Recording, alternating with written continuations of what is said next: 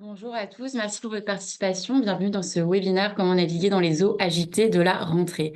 Donc, je suis Lisa Camoun, je suis en charge des relations investisseurs chez Trust Team auprès de nos clients wholesale et conseillers en gestion de patrimoine. Et je suis accompagnée de Marie-Laurence Vivant, qui est notre directrice générale adjointe, gérante taux sur les fonds Gaspal et Optimum, ainsi que Capucine Bellé, qui est notre responsable des investissements. Ce que je vous propose pour ce webinaire, comment il va se dérouler, dans un premier temps, on va profiter de la présence de Marie-Laurence pour avoir un point marché, son analyse macroéconomique, notamment après un été qui a été mouvementé et marqué par une forte volatilité sur les marchés. Et ensuite, Capucine pourra nous présenter les résultats de notre baromètre de satisfaction client Ipsos et surtout comment on les intègre et comment on les utilise dans notre processus d'investissement et notamment avec un focus sur notre fonds TF Global Client Focus. Alors, avant de vous laisser la parole, peut-être revenir sur qui nous sommes, ce que nous faisons et ce que nous faisons de différent. Donc, Trust Finance, on est une société de gestion indépendante qui a été créée en 2001. On a 23 ans d'existence. La société a été confondée par Jean-Sébastien Vellet et Jean-Luc Alain, qui sont toujours nos actionnaires majoritaires. Et nous, notre métier, c'est de gérer de l'argent pour le compte de particuliers avec une équipe de gérants privés et de gérer des fonds, le travail d'asset manager avec une équipe de gérants au PCBM. On a une spécificité d'investissement, ce qui nous permet de nous démarquer des autres, c'est qu'on sélectionne les entreprises à partir de leur indice de satisfaction client, partant du principe qu'une entreprise qui a des clients satisfaits, c'est une entreprise qui va faire de la croissance et cette croissance sera durable. Pourquoi? C'est assez simple, c'est que des clients satisfaits, c'est des clients fidèles qui vont rester, qui vont revenir, qui vont consommer plus et donc plus de revenus pour l'entreprise. C'est des clients aussi qui vont recommander l'entreprise à leur entourage, à leurs proches et qui donc vont faire venir de nouveaux clients. C'est donc moins de dépenses en marketing pour l'acquisition de nouveaux clients pour l'entreprise. Et un client satisfait, c'est aussi un client qui sera prêt à payer un peu plus cher pour une meilleure expérience client, pour un meilleur produit. Le principe du pricing power. Donc chez Trust Team, lorsqu'on investit dans une société, on va regarder la satisfaction client et on va mettre au cœur de notre gestion ce critère extra-financier. Et ça, nous sommes les seuls à le faire et nous le faisons maintenant depuis 2010 en partenariat avec Ipsos. On a créé une méthodologie d'investissement unique qui est notre process ROC, Return on Customer. Je laisserai peut-être Capucine détailler ce process plus en détail tout à l'heure. Mais ce qui est important de comprendre chez Trust Team, c'est dans notre ADN, on a l'engagement. On est engagé auprès du client et on veut faire prendre conscience de l'importance de la satisfaction client. Pour nous, une entreprise qui est centrée sur le client, c'est aussi une entreprise qui va écouter le marché, qui va être à l'écoute du marché, donc qui va avoir les bonnes pratiques, le bon comportement, la bonne démarche RSE. Et tous nos fonds qui sont gérés par ce processus d'investissement sont labellisés ISR pour la dimension sociale de la satisfaction client. Et au-delà de ce critère social, s'ajoutent aussi des engagements environnementaux qui sont forts. Par exemple, on a une politique d'exclusion qui est assez stricte. On exclut certains secteurs d'activité qui, selon nous, peuvent causer du tort. Donc, tous les secteurs d'activité qui vont être liés aux énergies fossiles et aux mines, par exemple. On va être engagé net zéro, on va être acteur contre le changement climatique. Et on va avoir comme objectif d'accompagner ces entreprises dans la neutralité carbone d'ici 2050. On a donc une politique de vote qui est alignée avec notre stratégie de gestion. Et on n'aura pas de mal à voter contre le président de l'entreprise s'il n'a pas pris d'engagement net zéro. Donc, en tant qu'investisseur, on veut effectivement avoir des demandes concrètes et des objectifs concrets auprès des sociétés dans lesquelles on investit. Alors, rapidement sur la gamme, effectivement, pour rappel, on a racheté une société de gestion Gaspal qui a dans son ADN une approche prudente pour renforcer notre expertise sur la classe obligataire. On a donc 3 fonds obligataires, Gaspal Obligation Court Terme, Flexi Annuel, Gaspal Oblig 4. Côté fonds mixtes, nous avons Trust Team Optimum, fonds mixte à dominante obligataire, majoritairement investment grade, avec 3 moteurs de performance, le high yield, les obligations convertibles et les actions. Trust Team Rockflex, fonds flexible 0,50 en actions internationales. TF Global Client Focus, qui est un fonds action international en gestion systématique, qui investit systématiquement sur les leaders de la satisfaction client. Trust Team Rock Europe, fonds action européenne, qui investit également sur les leaders en satisfaction client. Trust Team Selective Recovery, fonds action international avec une thématique. Et Trust Team Rock PME, fonds PEA-PME, investi en zone euro. Et je te laisse la parole, Marie-Laurence. Oui, bonjour à tous. Je vais revenir sur les sujets principaux du moment, c'est-à-dire la croissance et l'inflation, parce que on a eu ces deux sujets qui ont été prégnants tout au long de l'année, mais qui continuent de l'être. Vous voyez déjà d'un point de vue, vous avez le tableau là qui résume la situation par zone géographique. Déjà au niveau mondial, on voit que la croissance se maintient. On est à 3,2 et 3,1 estimés en 2024 et en 2025. Et puis, quand vous regardez par grande zone géographique, vous avez les États-Unis. Alors, les États-Unis qui se portent très bien, puisqu'on est encore à 2,5 estimés pour 2024 et exactement comme l'an dernier en 2023, et qui est en léger tassement pour 2025 à 1,7. La zone euro, de son côté, bon, bah, c'est une croissance molle, 0,5 l'an dernier, 0,7 cette année estimée, et 1,3 en 2025, donc en légère croissance.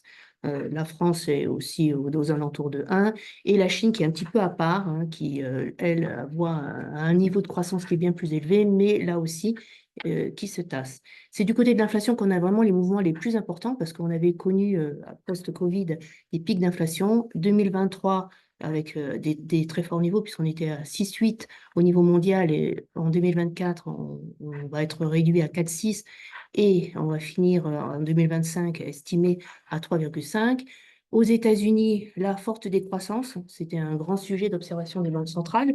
On est à 4,1 en 2023 et puis 2024, donc on passe à 2,9 et on finit 2025, tout ça en estimé bien sûr à 2,3 qui est quand même au-dessus des 2%, target, objectif de la Fed. De la zone, côté zone euro, c'est un petit peu le même parcours, la même décélération, 5,5 en 2023 qui deviennent, on estimé en 2024 à 2,4 et à 2,1 légèrement au-dessus, encore une fois, de l'objectif de la BCE.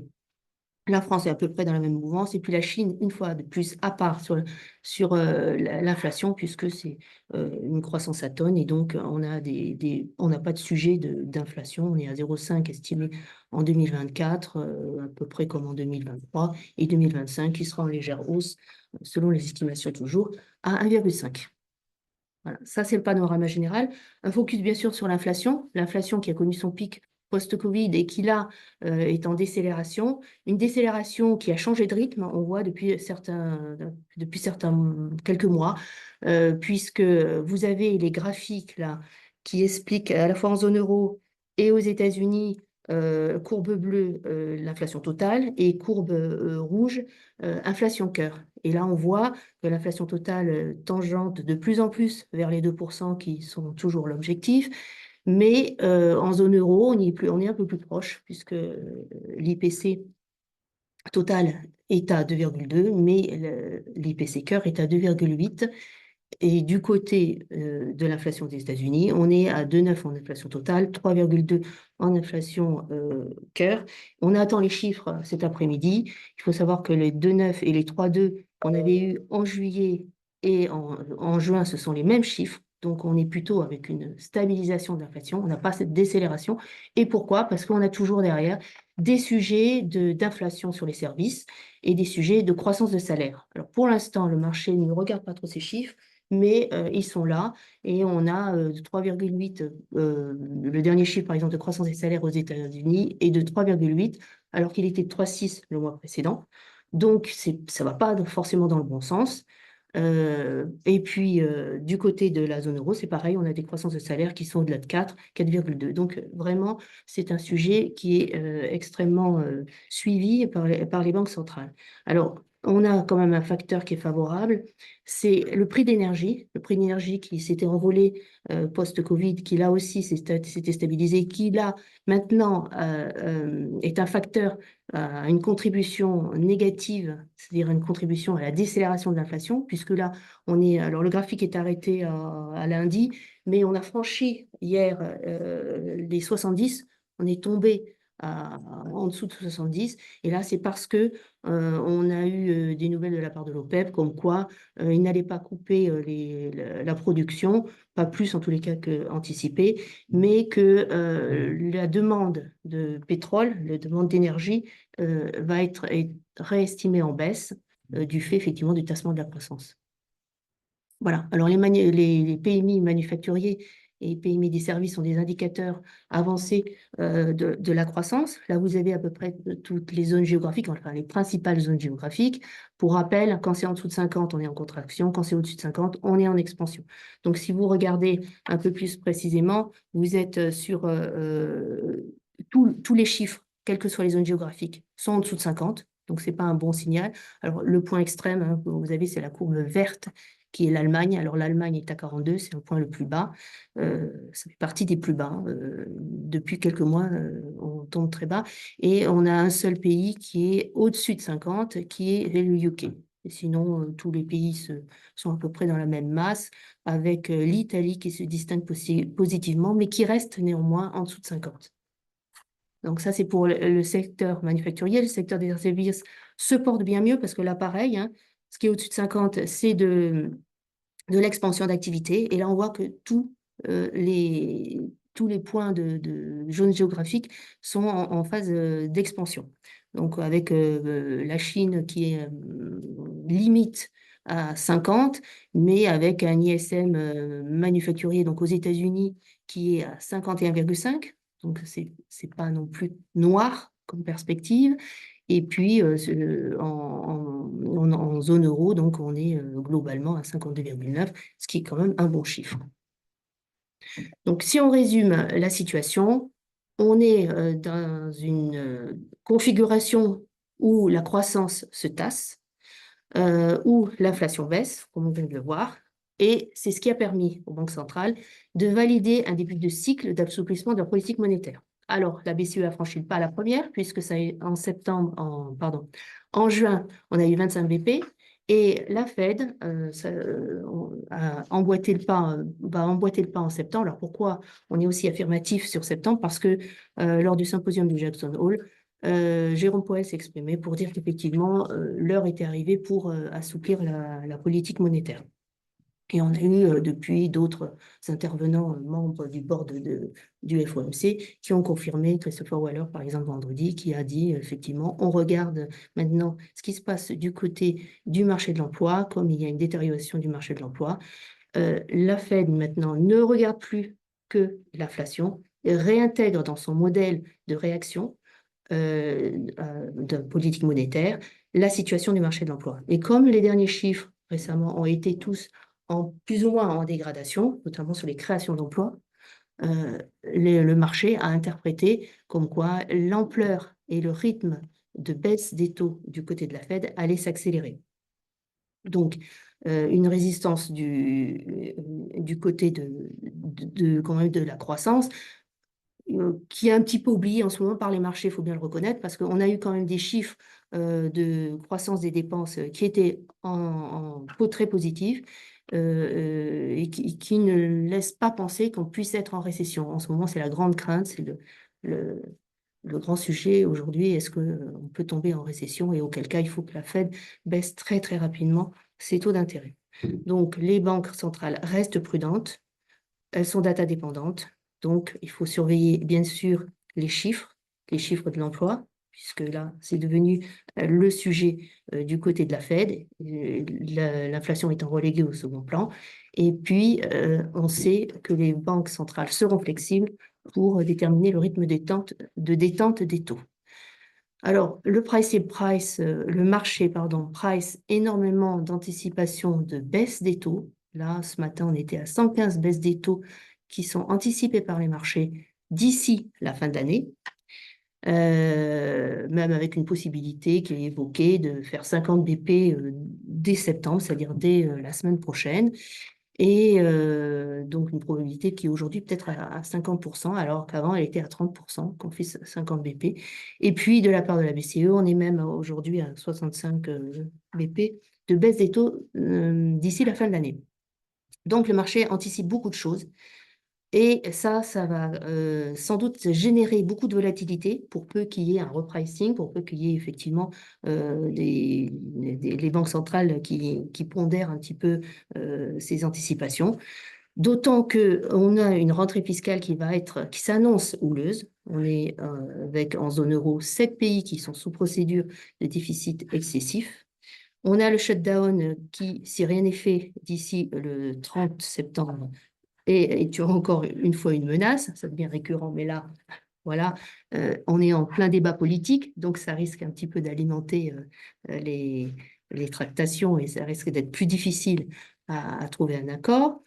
Et puis, on a toujours ce risque géopolitique qui est toujours là et on ne sait pas si effectivement les conflits vont être résolus, puis ça n'en prend pas le chemin. Puis les élections sont là, les élections américaines, ça c'est pour novembre. Et puis nous avons un nouveau gouvernement en France, mais on a un nouveau Premier ministre, mais on n'a pas encore de nouveau gouvernement. Donc on risque d'avoir beaucoup de débats sur le budget. Donc la rentrée va être un petit peu houleuse.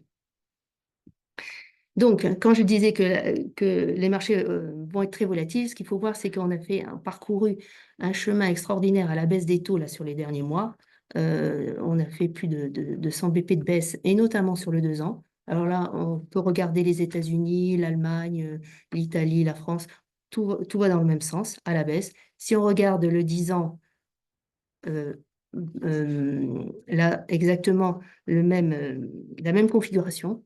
Donc, baisse des taux, mais de façon moins bien prononcée que sur le 2 ans, ce qui nous donne le fait que, voilà, je passe très rapidement sur les graphiques. Voilà.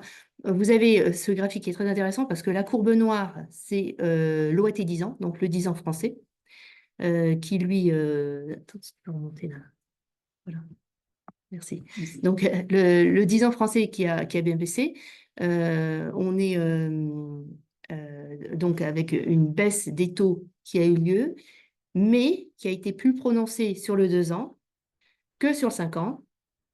Et donc, le 2 ans, pardon, a plus baissé que le 5 ans. Le 5 ans a plus baissé que le 10 ans. Et du coup, on se retrouve enfin dans une configuration de courbe des taux où la pente redevient positive. En tous les cas, en France. Elle est plate en Allemagne, elle est plus ou moins plate aux États-Unis et légèrement positive aux États-Unis. Mais là, on se retrouve dans une configuration de normalisation de la courbe des taux. Donc, on est à peu près à 40 BP aujourd'hui. Là, le chiffre date de lundi, mais par exemple, entre le 5 ans et le 10 ans, où s'est reconstituée la pente de la courbe, c'est surtout sur le 5 ans et le 10 ans. Et là, on est à 44 BP, le 2 ans, le 5 ans restant encore légèrement positif, mais la pente se fait essentiellement sur le 5 ans, 10 ans et le 10 ans, 30 ans. Voilà, c'est ce qu'exprime en tous les cas ces graphiques. Voilà, je suis assez rapide. Si, un petit point quand même sur effectivement les spreads de crédit, où là, on a eu une forte compression des spreads qui va de pair avec une économie qui jusque-là allait bien, qui recommence un petit peu à s'écarter en raison des craintes d'affaiblissement de la croissance, voire pour certains de récession. Voilà, donc le mouvement est le même que vous soyez sur le high yield, qui est la courbe verte, ou sur le subordonné financier qui est la courbe bleue. Et puis après, vous avez l'investment grade financier et non financier avec les deux courbes du bas. Mais le mouvement est le même, mais effectivement, l'ampleur des réactions sur le marché se fait beaucoup plus violente quand on est sur le high yield, c'est-à-dire la courbe verte. Voilà. Et puis enfin, les marchés actions. Alors, les marchés actions qui se sont bien comportés depuis le début de l'année, là, vous avez les chiffres arrêtés au 30 août, où vous avez un stock 600 qui a progressé de 12,1%. C'est la courbe en pointillé que vous voyez, courbe pointillé bleu, donc 12,1%. Et vous pouvez constater qu'au sein de cet indice, vous avez des secteurs, on a mis les principaux secteurs, hein, enfin, il n'y a pas tous les secteurs, mais les secteurs qui sont les plus représentés sont illustrés par le graphique. Et donc, vous voyez qu'il y a une dispersion au sein des secteurs de performance qui sont assez considérables, puisque vous avez la pharmacie, par exemple, qui fait du 21% depuis le début de l'année, la banque qui fait 19%, et à l'inverse, vous avez le pétrole, on sait pourquoi, hein, le baril de pétrole, par exemple, le prix de l'énergie a baissé, moins 0,4, l'hôtellerie, moins 0,5. Donc, vous avez une très, très forte dispersion sectorielle. Et puis, vous pouvez regarder plus particulièrement aussi la technologie. La technologie est en hausse de 8,8%, mais a connu les mois précédents une euphorie qui était bien plus comment dirais-je, enthousiaste. Il y avait un enthousiasme qui était bien plus élevé. Et puis, depuis quelques mois, c'est-à-dire depuis cet été, se pose la question effectivement de toute cette mode d'IA, d'intelligence artificielle, de savoir effectivement au-delà du besoin, il faut facturer maintenant, il faut que les entreprises arrivent à facturer l'intelligence artificielle au client final. Et ça, c'est la question qui se pose. Il y avait aussi une question aussi de valorisation qui était extrêmement élevée. Il fallait que ça corrige. Les multiples étaient montés au ciel. Donc, il y a eu une correction. Est-ce qu'elle va continuer ou pas? Mais en tous les cas, il y a ce sujet de facturation de l'intelligence artificielle dans les produits que les entreprises utilisent. Les CAPEX ont été, enfin, les investissements ont été faits. Maintenant, il faut qu'il y ait un résultat au niveau du chiffre d'affaires. Il faut monétiser cette intelligence artificielle, en quelque sorte. Donc, bon, beaucoup de sujets, beaucoup de dispersion entre les secteurs. Et là-dessus, je vais passer la main maintenant à Capucine, qui va vous expliquer comment on arrive à tirer, livrer du grain entre toutes ce picking dans le picking action, parce qu'il y a fort à faire et heureusement, on a des modèles qui sont assez performants là-dessus. Là, ça devrait aller. Désolée. Comme vous le disiez, Lisa, merci beaucoup Marie-Laurence pour cette description de l'environnement dans lequel on évolue aujourd'hui, un environnement qui est assez mouvant et volatile, comme vous l'aurez compris. Comme Lisa vous l'a expliqué au tout début de ce webinaire, chez Trustim, on a quand même un phare qui nous guide dans ces marchés assez mouvementés, qui est la satisfaction client. Pourquoi est-ce qu'on regarde le client? Parce qu'on sait bien que le client est source et moteur de performance financière. Donc avec d'une part un client satisfait qui est un client qui est plus fidèle et qui derrière va consommer plus, qui va recommander et qui derrière va être prêt à acheter plus. Donc c'est pour ça qu'on va regarder la satisfaction client. Et comment est-ce qu'on fait ça? On a créé un process qui s'appelle le process ROC pour Return on Customer, qui est vraiment construit en 2 étapes.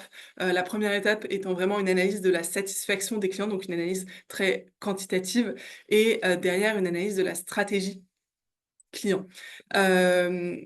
Pour cette première étape, en fait, on va vraiment aller chercher directement à la source. Donc, on va demander aux clients s'ils sont satisfaits ou non de telle ou telle société, telle ou telle marque. Et en fait, comment est-ce qu'on a fait ça? On fait ça notamment en partenariat avec Ipsos. Ce n'est pas notre seul fournisseur de données, mais c'est un de nos fournisseurs principaux. Et on a un partenariat exclusif avec Ipsos depuis maintenant plus de 12 ans. Donc, on commence à avoir beaucoup d'historique. Ce sont vraiment des résultats qui nous permettent de vraiment nous guider dans notre gestion. L'enquête terrain a lieu tous les ans entre le mois de mai et le mois de juin. On interroge à peu près 100 000 clients sur 5 marchés, sur les 5 principaux marchés européens, la France, l'Espagne, l'Italie, l'Allemagne et le UK. Et on va interroger des clients sur leurs actes d'achat au cours des 12 derniers mois via un panel en ligne, c'est le panel d'Ipsos, donc qui est représentatif de chacune des populations des pays que je viens de vous citer. On a fait cette enquête sur 12 secteurs cette année. Et en fait, c'est vraiment une enquête qui va nous permettre de voir quels sont les secteurs qui vont être peut-être les plus en progression, quel est le sentiment global des consommateurs et qui va nous permettre ensuite d'aller sélectionner les entreprises qui ont la plus forte satisfaction client ou qui, par exemple, ont les plus fortes évolutions en termes de satisfaction client. Pour vous donner une idée très rapide des résultats qu'on a pu voir dans notre étude Ipsos cette année, on voit que globalement, les résultats sont beaucoup plus positifs que l'an dernier. L'an dernier, on était sur une année assez négative avec des baisses de satisfaction client dans tous les secteurs qu'on a étudiés. Cette année, ce sont plutôt des résultats en hausse, ce qui est plutôt rassurant et assez satisfaisant. On voit que les clients sont de nouveau assez optimistes, notamment sur les secteurs du retail, ce qu'on appelle le retail home et care. Donc le home, ça va être vraiment ce qui touche à l'aménagement, l'électronique aussi, alors que sur le care, on va être plutôt sur le prêt-à-porter, la beauté aussi. Donc là, on retrouve, vous le voyez, sur ce graphe où on a les niveaux de satisfaction sur les 3 dernières années. On avait vu de très fortes baisses l'an dernier. De nouveau, cette année, on retrouve des hausses, mais on retrouve pas non plus les niveaux qu'on pouvait avoir en 2022. Donc il va falloir que les marques fassent encore quelques efforts pour y arriver, mais on voit de nouveau un sentiment positif et donc aussi peut-être le signe que l'inflation commence à baisser et que les consommateurs retrouvent l'envie de consommer et d'aller vers le retail en tout cas. Ce qui est plutôt assez contrariant par rapport à ce qu'on peut voir et ce que Marie-Laurence vous a montré sur les évolutions sectorielles, les graphes que vous avez eus sur des slides précédentes, mais on voit bien un vrai retour à la consommation. satisfaction. Et cette année, contrairement à l'an dernier, on voit qu'aucun secteur n'affiche de baisse, ce qui est plutôt rassurant, avec peut-être 3 secteurs où la dynamique est un peu plus négative. Ce sont le luxe, l'assurance et les transports. Et comme vous pouvez vous en douter, on peut voir aussi des disparités par pays, évidemment, puisque les ressentis, alors il y a toujours des biais culturels d'une part, et d'autre part, on sait bien que la perception, par exemple, de l'inflation n'est pas la même, et la perception de l'inflation est encore autre chose et peut être différente d'un pays à l'autre. Et donc, on voit que là où la France et le UK voient leur satisfaction client progresser nettement, et bien sur les 3 autres marchés analysés, pour le coup, la satisfaction est plutôt stable. La question, c'est maintenant, je ne rentre pas dans le détail, j'aurai peut-être l'occasion d'en reparler sur un autre webinaire sur le détail de cette étude Ipsos et détailler un peu par marché, par secteur et par marque. L'idée là, c'est de vous donner vraiment une grande idée de ce qu'on peut voir et de comment on s'en sert. Donc la question, c'est qu'est-ce qu'on fait de ces résultats et comment on les intègre dans notre gestion au quotidien. Je vais vous parler spécifiquement d'un fonds qui est notre fonds TF Global Client Focus, qui a été lancé fin 2022, qui a fusionné avec notre fonds Trust Team Rock il y a quelques semaines, à peine au mois d'août, et qui est un fonds qui intègre pleinement ces données de satisfaction client, puisque c'est un fonds systématique qui se base uniquement sur les données de satisfaction client. Ce fonds, c'est un fonds qui se base sur 10 années, même plutôt 15 ans de réflexion et d'expertise sur la satisfaction client et la satisfaction client comme moteur de performance. On est sur ce sujet les pionniers de la thématique en Europe.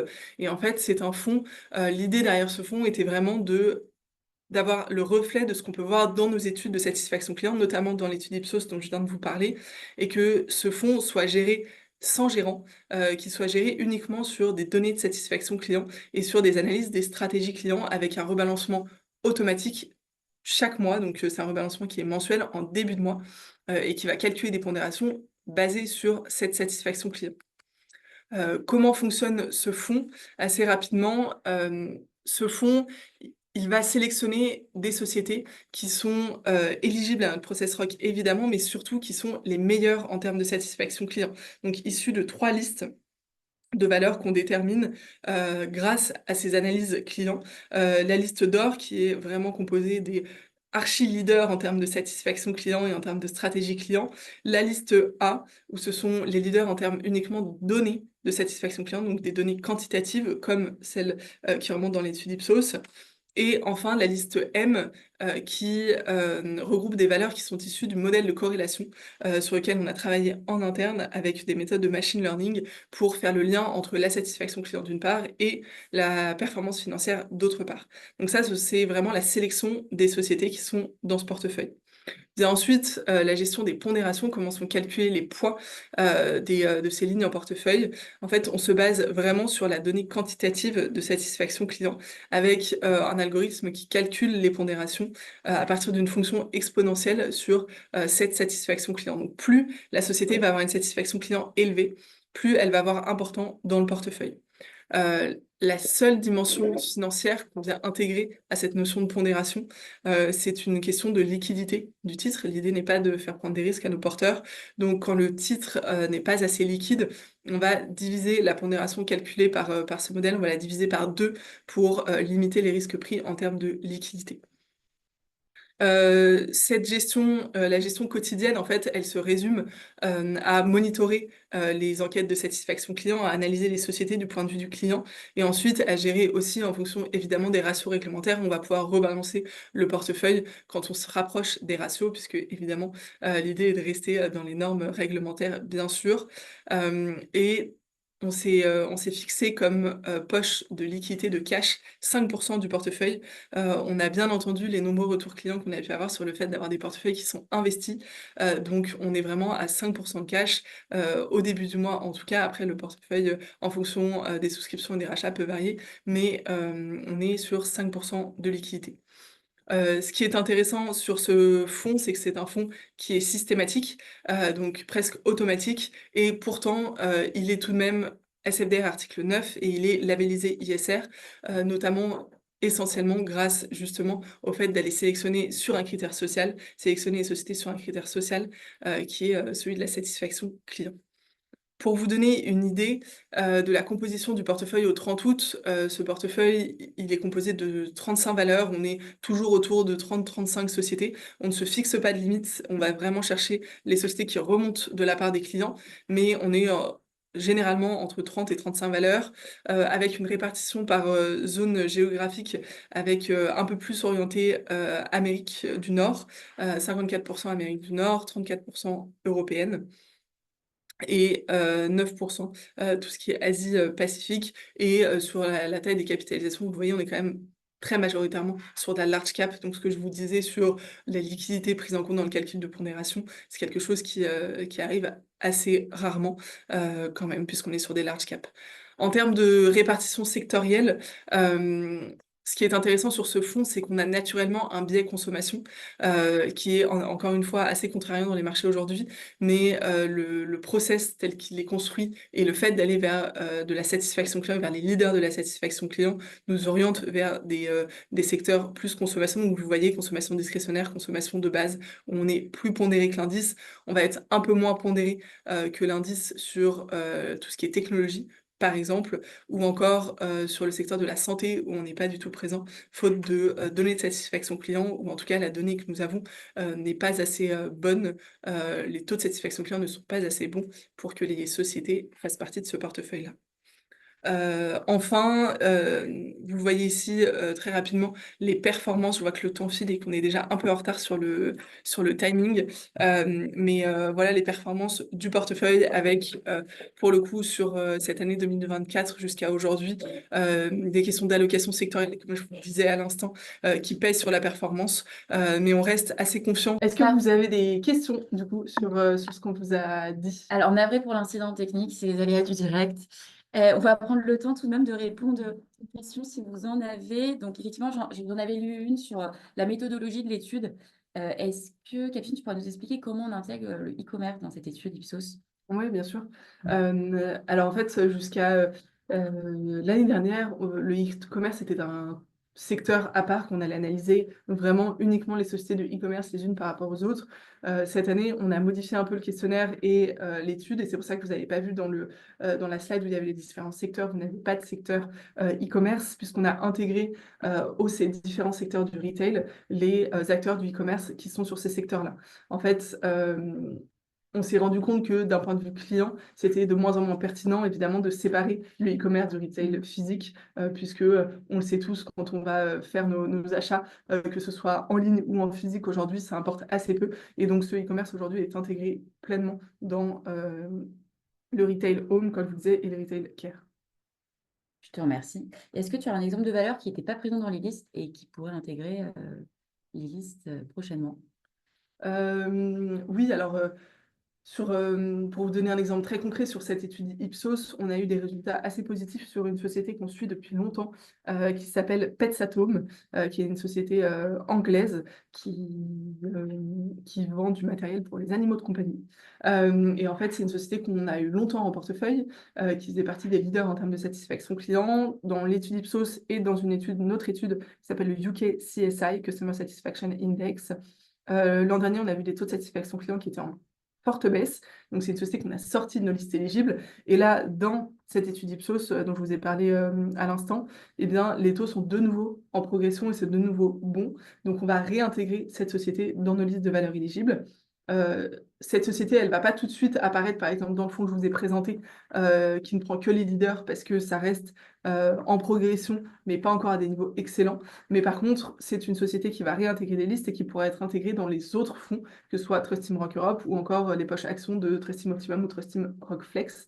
Donc, c'est grâce à ces classements de satisfaction qu'on va faire varier vraiment les listes et les sociétés éligibles ou non au process Rock. Merci beaucoup, Capucine. Le webinaire touche à sa fin. On vous remercie encore une fois pour votre participation et pour votre écoute. On sera ravis de vous appeler dans les prochains jours pour avoir votre feedback sur le webinaire. Et on vous dit à très bientôt pour un nouveau sujet. Merci beaucoup. Au revoir. Merci, au revoir.